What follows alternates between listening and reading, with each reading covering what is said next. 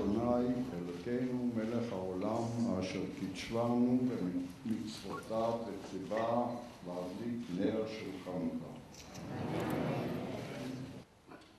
החלטה אישית של ניצולי השואה, אחרי כל מה שעברו, לעלות לישראל, להשתתף במאבק להקמת המדינה, על הגנתה וביטחונה, זה מהווה ניצחון מוסרי הראוי להצדעה.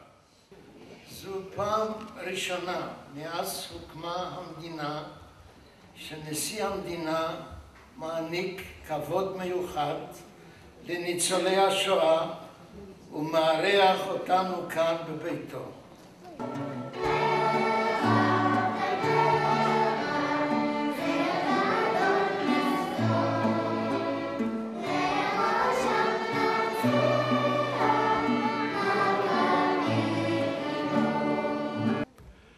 למעלה מ-2,200 שנה, בתאריך העברי, כ"ה בכסלו, היום בכ"ח בכסלו כבר, מוולדיווסטוק עד לסן פרנסיסקו, מהלסינקי עד מלבורן, דולקים הנרות. אני עומד לפניכם בתחושה עמוקה של ענווה וכבוד, שאני רוחש לכם, ניצולי השואה. אני יודע שכל אחד ואחד מכם נושא עמו מטען כבד מנשוא של תלאות וזוועות ואובדן אישי ומשפחתי הכמוס בנפשכם פנימה.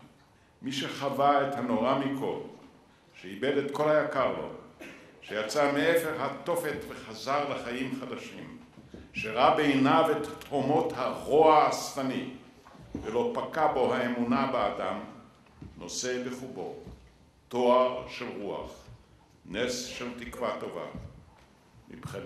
מבחינתי, כל אחד מכם, כל אחד מכם, הוא גיבור בלתי רגיל. אני רוצה לומר דבר שישמע אולי מרחיק לכת, אבל הוא אמיתי.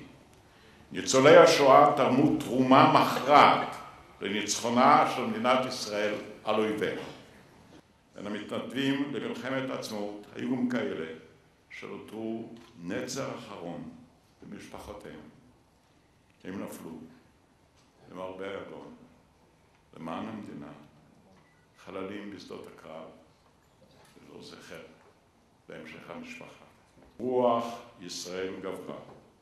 אתם הניצולים, אזרחי הגאים של מדינת ישראל, נושאים את העדות הניצחת הזו, שנצח ישראל לא ישקר. אור הנרות שהדלקנו כאן הערב הוא אור החיים והתקווה. אור התפילה, ניצחון הרוח של ישראל סבא, שהשיג חושך והעלה אור, והביס רוע ובישר טוב. וגם בכאב לב נפעל להמיר איבה בידידות, לסלק סכסוכים, לרדוף שלום כמצווה עלינו.